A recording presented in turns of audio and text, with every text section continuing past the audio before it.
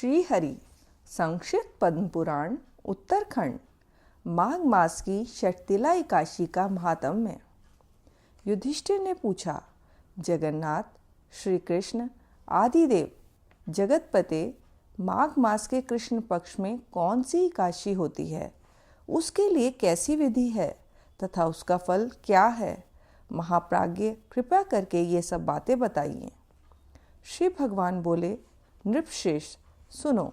माघ मास के कृष्ण पक्ष की जो एकादशी है वह षटतिला के नाम से विख्यात है, जो सब पापों का नाश करने वाली है। अब तुम षटतिला की पापहारिणी कथा सुनो, जिसे मुनिश्रेष्ठ पुलस्त्य ने दालभ्य से कहा था।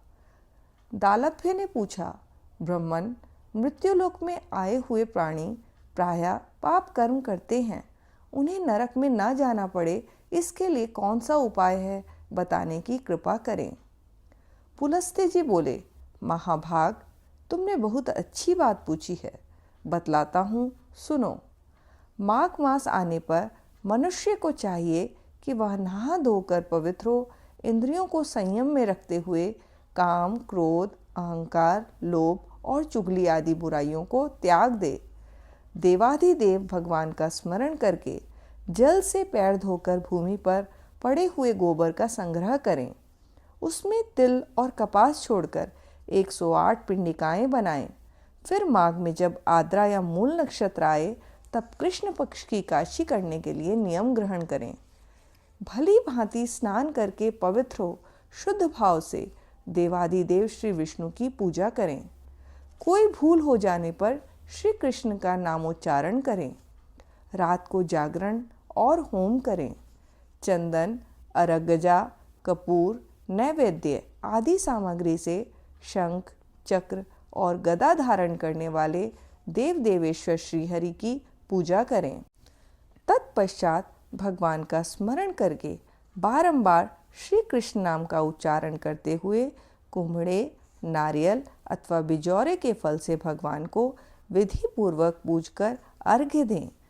अन्य सब सामग्रियों के अभाव में 100 सुपारियों के द्वारा भी पूजन और अर्घ्य दान किए जा सकते हैं। अर्घ्य का मंत्र इस प्रकार है, कृष्ण कृष्ण कृपालुस्त्वमगतिनाम गतिर्भव संसाराण्मग्नानां प्रसीद पुरुषोत्तम। नमस्ते पुंडरीकाक्ष, नमस्ते विश्वभावन, सुब्रह्मण्य नमस्तेस्तु महापुरुष पूर्वज, ग्रहणार्घ्यम मया दत्तम लक्ष्म्यां सह जगतपते। सच्चिदानंद स्वरूप श्री कृष्ण, आप बड़े दयालु हैं। हम आश्रयहीन जीवों के आप आश्रयदाता होइए।